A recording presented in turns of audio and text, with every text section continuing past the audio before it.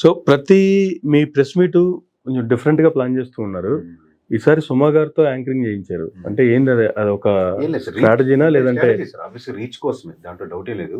ఇప్పుడు మన biscuit packet కొన్న ప్యాకింగ్ బాగుంటుంది, నీట్ గా ఉన్నదానికి అట్లా అని చెప్పి ఫస్ట్ టైం ఉపయోగపడుతుంది. ఆబ్వియస్ గా ప్రోడక్ట్ బాగుంటే మీరు బిర్యానీ రెండోసారి ఆర్డర్ ఇస్తారు.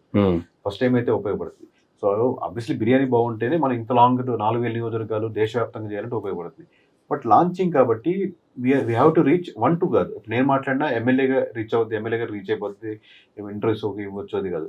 సెకండ్ పర్సన్ రీచ్ అవుతుంది. సుమా గారికి 2-3-4 ఆడియన్స్ ఉన్నారు అనుకోండి. ఎవరో యూఎస్లో నుంచి కంటెస్ట్ చేద్దాం అనుకుంటున్నారు, లేదా ఎప్పుడో హైదరాబాద్లో ఉన్నారు, పొలిటికల్ న్యూస్ ఫాలో కాదు, కానీ తన ఇంట్రెస్ట్ తన వైఫ్కి తెలుసు. మేబీ ఆ వైఫ్ అనే హ్యాష్ ట్యాగ్కి సుమా గారి హ్యాష్ ట్యాగ్ యూజ్ అవుతుంది. సుమా గారు ఎక్కడ ప్రెస్ మీట్ పెట్టి కేకే గారితో మాట్లాడారంట అని చెప్పి అట్లీస్ట్ తన పొలిటికల్ న్యూస్ కాకపోయినా రీచ్ పెరుగుద్ది, రీచ్ ఉంటుంది అనేది. అది యాడ్ అడ్వాంటేజ్. అది 1% 2% యాడ్. ఇప్పుడు మీరే మాట్లాడిన అదే అయిండేది కదా, మొత్తం సోషల్ మీడియా అంతా మీరు మాట్లాడేది ఉంది కదా అంటే మేబీ అటెన్షన్ రాజు అవుతుంది. ఇప్పుడు వెస్టిన్లో పెట్టాం, వెస్టిన్లో పెట్టినా అక్కడ పెట్టినా కెమెరాల ముందు పెడితే ఇదే కదా కనపడుతుంది అని అంటే మోర్ ఇప్పుడు మీడియా పర్సన్స్ మీలాంటి వాళ్ళు వచ్చేటప్పుడు ఓకే అది హుందాగా ఉంది, కనపడేదానికి ఉంది, కొంచెం భోజనం చేసేదానికి ఉంది, నీట్గా ఉంది, సార్ మీకు ఏమైనా కావాలా, ఏం కావాలి చెప్పండి, ఇలా ఈ హుందాతనం ఎక్స్ట్రా అవుతుంది. ఇదంతా కెమెరా బ్యాక్ సైడ్ కనపడకపోవచ్చు, అంతే కదా ఎక్కడ పెట్టామనేది. సో ఇవన్నీ +1 అనేది వచ్చిన వాళ్ళకి అట్మాస్ఫియర్ వాల్యూ తెలుస్తుంది. మీకు వాల్యూ ఇచ్చే ఇప్పుడు వచ్చారు, ఎక్కడి నుంచి వచ్చి కెమెరా పట్టుకొని మనకి ఇచ్చారు, మీకు కూర్చోబెట్టి సార్ టీ తాగుతారా, భోజనం చేశారు, లేట్ అయింది ఒక 10 నిమిషాలు ఏమనుకోవద్దు, ఇవన్నీ హుందాతనాన్ని యాడ్ చేస్తాయి, ఆ ప్రోడక్ట్ కూడా వాల్యూ యాడ్ చేస్తాయి. అంతే సార్. సో జనరల్ గా కేకే సర్వే అంటే కిరణ్ గారి కంటే ఒక క్రెడిబిలిటీ ఉంది. 2019 మీరు ఏది చెప్పారో అదే జరిగింది, 2024 ఏది చెప్పారో అదే జరిగింది. ఇంకా మీరు సుమా గారి లాంటి వాళ్ళని యాడ్ చేసుకొని ఇంకా వ్యూవర్షిప్ పెంచుకోవాల్సిన అవసరం ఉందంటారా? ఇంకా అంటే ఇప్పుడు రేపు బీహార్ చేస్తున్నాం సార్, బీహార్ చేస్తున్నాం అయిపోయాక మళ్ళీ అక్కడ ఒక ప్రెస్ మీట్ పెడతాం. అక్కడ అంటే రీచ్ ప్రోడక్ట్ ని ప్రెస్ మీట్ పెడతామా, యాడ్స్ పెడతామా అని మొత్తం పబ్లిసిటీ అంటే ఏంటంటే రీచ్ పెరిగి ఉంది దానికి. ప్రోడక్ట్ కూడా ఒక రీచ్ కావాలి సార్, ఎనీ ప్రోడక్ట్ పాజిటివ్ అని నెగిటివ్స్ అని. ఇది మాకున్న నిడివి చాలా తక్కువ ఉంటుంది. ఇప్పుడు 4వ తారీఖు ప్రెస్ మీట్ అంటే 12వ తారీఖు రిలీజ్ చేస్తున్నాం అంటే నిడివి వారమే. సంక్రాంతి వస్తున్న సినిమాకి సంక్రాంతి రిలీజ్ చేస్తున్నప్పుడు కరెక్ట్ గా 1 వీక్ ముందు చేయాల్సి వస్తుంది. ఎందుకంటే ఆ రోజు బజ్ కనీసం థియేటర్ వస్తున్నాడు. సినిమా బాగాలేదు అనుకోండి, ఫస్ట్ షో కొంటారు, సెకండ్ షో ఎవరు కనపడుతుంది. సేమ్ అంతే. ఇప్పుడు మాది ఒక రిపోర్ట్ కొంటారు, బాగలేదు అనుకో, నిజంగా 10 మంది ఎమ్మెల్యేలు తనే ఫోన్ చేసి చెప్తారు బాగాలేదు, వేస్ట్, ఇంత పెట్టి అమౌంట్ అనవసరం, ఏం లేదు. బాగుంది అనుకో, తను 20 మందికి చెప్తారు చాలా బాగుంది, ఇట్లాంటి రిపోర్ట్ దేశవ్యాప్తంగా ఇప్పుడు నేను చూడలేదు. టార్గెట్ డే 1 నుంచి మా వాళ్ళకి చెప్పేదంటే దేశవ్యాప్తంగా మీరు ఇప్పుడు చూసిన రిపోర్ట్ లో ఉండకూడదు, ఇలా ఇది దిస్ షుడ్ బి బెస్ట్. మరి అంత బెస్ట్ ఇచ్చినప్పుడు మేము పిఆర్ కానీ వాళ్ళకి మాట్లాడింది ఎవరు బెస్ట్ దీనికి, ఓకే ఎక్కువ మంది ఆడియన్స్ ని ఎనానమస్ గా యాక్సెప్ట్ చేసేది అనేది ఎక్కువ సుమా గారి పేరు వచ్చింది. ఇంకో 2-3 చెప్పినా కానీ పొలిటికల్ గా లైన్ టచ్ అవ్వచ్చు కానీ వైడర్ ఆడియన్స్ కి రాదు. తను అసలు చెప్పరు సరే ఇలాంటి పొలిటికల్ చేయరస్ అంటే మాట్లాడదాం. సింగిల్ సిట్టింగ్ లోనే ఓకే చేశారు సుమా గారు కూడా. ఒకసారి కాన్సెప్ట్ చెప్పాను సార్, ఒకసారి ఫోన్ లో మా వాళ్ళు ఫస్ట్ మాట్లాడాం. కాన్సెప్ట్ చెప్పగానే తను ఇమీడియట్ గా వచ్చిన సలహా సుమ గారి నుంచి, ఇది వరల్డ్ లోనే ఫస్ట్ కాన్సెప్ట్ కదండి అన్నారు. అసలు అప్పుడు దాకా మనకు ఉన్నాయంటే తన సినిమా ఫంక్షన్స్ ఇవి చేస్తారు, డైరెక్టర్ పేర్లు వీటి చేస్తారు, పొలిటికల్ కాన్సెప్ట్స్ ఇలాంటి కాన్సెప్ట్స్ ఉన్నాయా లేదని నాలెడ్జ్ ఉండదు అనుకుంటాను సహజంగా. బట్ నేను వ్యక్తిగతంగా షాక్ అయ్యాను. మామూలుగా ఈ కొత్త పారావిలన్ కాన్సెప్ట్ చెప్పాలి కదా సార్ తనకి, ఏది ప్రోగ్రామ్ అనేది.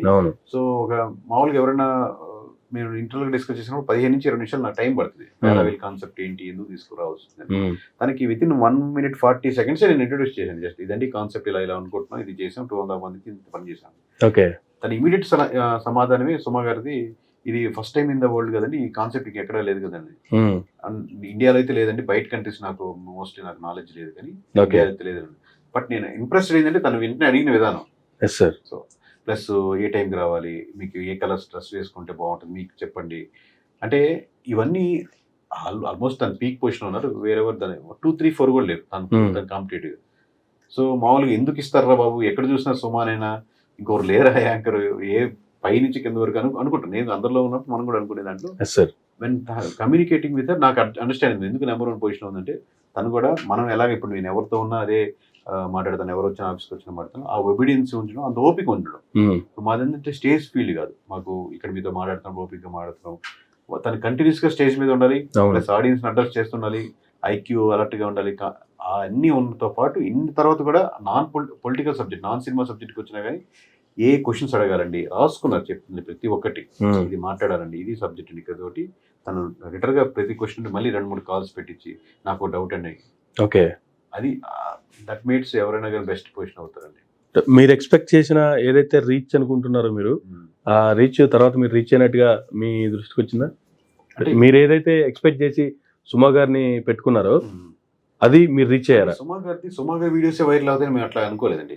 ఆ హుందాతనం ఎక్స్ట్రా యాడ్ అవ్వాలని ఎస్ సార్, అది యాడ్ అయింది. ఆబ్వియస్లీ సుమా గారు అంటేనే హుందాతనం ఉంది కాబట్టి అది యాడ్ అయింది. ఆబ్వియస్లీ సుమా గారు చేసే వీడియోలో క్లిప్లు చేసి అందరూ వైరల్ చేసుకుంటారు, అట్లా ఏమి ఎక్స్పెక్ట్ చేయలేదు. ఓకే, అట్లా ఆ కాన్సెప్ట్ కి మోర్ పొజిషన్ రావాలి అని. సో గతంలో లాస్ట్ 24 మీరు ఎలక్షన్స్ కి రిజల్ట్స్ ఇచ్చినప్పుడు వైసీపీ వాళ్ళంతా మీకు యాంటీ అయ్యారు. మేబీ కూటమి అంతా మీకు ఫేవర్ అయి ఉండొచ్చు, కానీ చాలా మంది బయట ప్రజల్లో ఉన్న టాక్ ఏంటంటే కేకే సర్వే అంటే కూటమి సర్వేనే, కూటమి సపోర్ట్ లేకుండా లేదంటే కూటమి చెప్పకుండా ఎంత యాక్యురేట్గా ఎలా వస్తాయి అనేటువంటిది. కానీ ఇప్పుడు 1 year తర్వాత మీరు దానికి భిన్నంగా మళ్ళీ సర్వే ఇచ్చారు. ఈవెన్ చంద్రబాబు నాయుడు గారి దగ్గర కూడా ఫాల్స్ ఉన్నాయి అనేటువంటిది మీరు ఎస్టాబ్లిష్ చేశారు. ఇప్పుడు మరలా వీళ్ళు యాంటీ అవుతారు అనేటువంటి ఇది ఇలాంటిది ఏమి లేదా మీకు? లేదు, ఎందుకంటే నేను కెరీర్ సాఫ్ట్వేర్ నుంచి వచ్చి అసలు ఎవరి దగ్గర మనం ఎక్స్పీరియన్స్ నాకేం లేదు. స్టార్ట్ చేసిన నేను ఏదో కొన్ని బుక్స్ చదువుకున్నాను, ఎలా చేస్తే బాగుంటుంది, యాప్ మనకు తెలిసిన తయారు చేస్తున్నాను. నాకు ఎవరు దీంట్లో గైడెన్స్ లేదు, ఎలా మాట్లాడాలి చెప్పిన వాళ్ళు లేరు. ఓకే, స్వతహాగా ఒక ఎక్స్ప్లెయిన్ చేసే తత్వం ఉంది, దాన్ని అర్థం చేసిన ఎగ్జాంపుల్స్ గా మంచిగా చెప్పగలను. లీడ్ చేసినప్పుడు వాళ్ళకి మోటివేట్ చేయగలుగుతాను. నాకు స్వతహాగా ఉన్న నేచర్తో బిల్డ్ చేసుకుంటూ వస్తాం. ఇప్పుడు దాకా మనం ఎవరితో అసోసియేట్ అయ్యి చేసింది లేదు. లేకపోతే వీళ్ళని మీకు గెలిపిస్తామని చెప్పి మీ స్ట్రాటజికల్ గా కంప్లీట్ గా అంటే పార్టీ వ్యక్తులకైతే కొంతమంది చేస్తాం, కానీ పార్టీకి అసోసియేట్ అయ్యి వాళ్ళతో పాటు ట్రావెల్ అయ్యి మేము మీతో పాటు ఉంటాం 5 సంవత్సరాలు మిమ్మల్ని గెలిపిస్తాం అలాంటి లైన్స్ తీసుకోలేదు. సో ఒక యాడ్ అడ్వాంటేజ్ ఇలా చేసుకుంటున్నాం.